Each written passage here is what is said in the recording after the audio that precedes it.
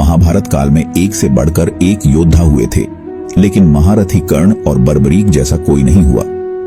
और महाभारत काल में कई युद्ध हुए, लेकिन एक युद्ध ऐसा भी था जिन्हें बहुत कम लोग जानते हैं। एक ऐसा ही भयंकर युद्ध कर्ण और बर्बरीक के बीच हुआ था जिसके बारे में शायद ही कोई जानता होगा।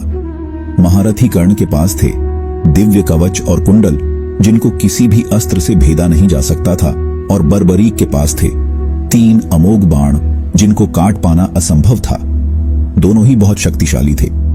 महारथी कर्ण के कवच और कुंडल को देख देवता और राक्षस भी आश्चर्यचकित हो जाते थे, और दूसरी तरफ थे बर्बरीक जिन्हें भगवान शिव से कभी खत्म न होने वाले 3 अमोघ बाण मिले थे, और कहा जाता था कि वह मात्र अपने 3 अमोघ बाण से पूरे महाभारत युद्ध को समाप्त कर सकते थे। बर्बरीक को आज कलयुग में खाटू श्याम जी के नाम से पूजते हैं। तो आखिर ऐसा क्या हुआ था जिसके कारण बर्बरीक और महारथी कर्ण के बीच युद्ध हुआ था, और कौन जीता था इस युद्ध में? जानने के लिए वीडियो को पूरा देखिए। दोस्तों, यह बात उस समय की है जब पांडव अपने अज्ञातवास में थे और जगह जगह कौरवों से छुपकर रह रहे थे।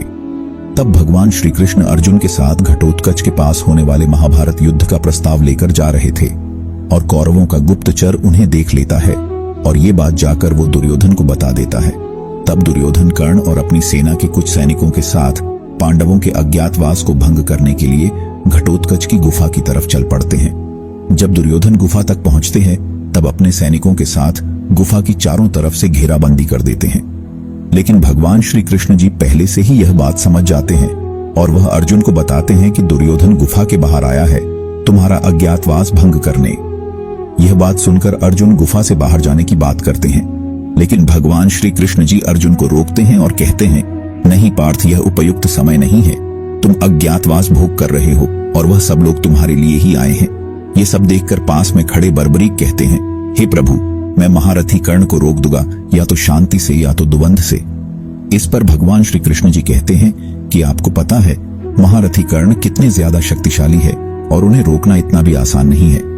इस पर बर्बरीक कहते हैं, हे गोविंद, आपको शायद मेरी शक्ति का अंदाजा नहीं है। ये कहकर बर्बरीक गुफा के बाहर आ जाते हैं और दुर्योधन और कर्ण को प्रणाम करके बोलते हैं, बताइए कैसे आना हुआ ताताश्री। ये सुनकर दुर्योधन कहते हैं, बालक, हमें तुम्हारी गुफा के अंदर जाना है और हम किसी को ढूंढ रहे हैं। इस पर बर्बरीक कहते हैं, मुझे क्षमा कीजिए, इस समय आप भीतर नहीं जा सकते।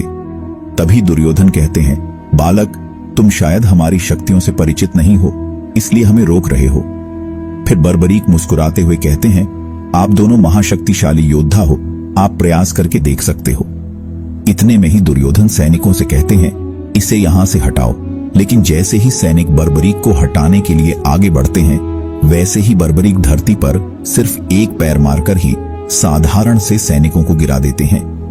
यह देखकर दुर्योधन भयभीत होकर कर्ण से कहते हैं, मित्र, यह साधारण बालक नहीं है, इसे तुम्हारे जैसे योद्धा ही हरा सकता है। तब कर्ण बर्बरीक से बोलते हैं, बालक, हमारे मार्ग से हट जाओ, अन्यथा तुम्हें मेरा सामना करना होगा।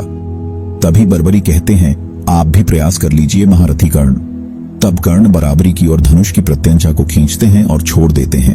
तभी इतनी जोर से हवा चलती है कि वहां खड़े सारे सैनिकों में हाहाकार मच जाता है, लेकिन कर्ण के उस अस्त्र का प्रभाव बर्बरीक पर तनिक भर भी नहीं होता। तभी बर्बरीक भी अपने धनुष की प्रत्यंचा खींचते हैं और छोड़ते हैं, और उस अस्त्र से दुर्योधन घायल होकर नीचे गिर जाते हैं। यह देखकर बर्बरीक हंसने लगते हैं और कहते हैं, आप ठीक तो है ताताश्री। इससे दुर्योधन को बहुत गुस्सा आता है और वे कर्ण को बोलते हैं, इस बालक को यम के पास पहुंचा दो। तब कर्ण बर्बरीक पर वरुणास्त्र चला देते हैं और बदले में बर्बरीक अग्नि अस्त्र चला देते हैं। दोनों अस्त्र टकराकर नष्ट हो जाते हैं। ऐसे ही दोनों में घमासान युद्ध चलता रहता है। दोनों ही वीर एक दूसरे पर भयानक दिव्यास्त्रों का प्रयोग करते हैं, लेकिन दोनों में से कोई भी परास्त नहीं होता। तब बर्बरीक अपना दिव्यास्त्र को आवाहन देते हैं और बोलते हैं, इस अस्त्र को कोई भी नहीं रोक सकता। लेकिन बर्बरीक अपना दिव्यास्त्र कर्ण के बजाय दुर्योधन पर छोड़ देते हैं, और महारथी कर्ण अपने द्वारा उसे रोकने का प्रयास करते हैं, लेकिन उसे रोक नहीं पाते हैं और वो अस्त्र दुर्योधन की ओर बढ़ने लगता है। यह देखकर महारथी कर्ण स्वयं दुर्योधन के सामने आकर खड़े हो जाते हैं। फिर जब वो दिव्यास्त्र कर्ण से टकराने ही वाला होता है, तभी उनका दिव्य कवच प्रकट हो जाता है और उस कवच से टकराकर वो अस्त्र नष्ट हो जाता है। यह देखकर बर्बरीक को आश्चर्य होता है और मन ही मन सोचते हैं ये कैसे संभव हो सकता है। इस दिव्य अस्त्र को तो केवल इंद्र का वज्र ही रोक सकता था। तब दुर्योधन कहते हैं, यह भगवान सूर्य की अभेद अमृत से निर्मित दिव्य कवच है। इसे तीनों लोकों में कोई भी योद्धा तोड़ नहीं सकता। तुम्हारा हर प्रयास विफल हो जाएगा। ये तुम्हारे बस की बात नहीं बालक। तब बर्बरी क्रोध में आकर भगवान शिव का स्मरण करके एक साथ अपने तीनों अमोघ शक्तिशाली बाण छोड़ने जाते हैं। इतने में ही वहां पर भगवान श्री कृष्ण आ जाते हैं और वो बर्बरीक से कहते हैं, पुत्र तुम इनके मार्ग से हट जाओ और जो भी भ्राता दुर्योधन देखना चाहते हैं उन्हें देखने दो। तब दुर्योधन और कर्ण अंदर जाते हैं, लेकिन वहां पर उन्हें कोई भी नहीं मिलता, क्योंकि भगवान श्री कृष्ण ने अर्जुन को अपनी माया से अदृश्य कर दिया था। दोस्तों, आप क्या मानते हैं?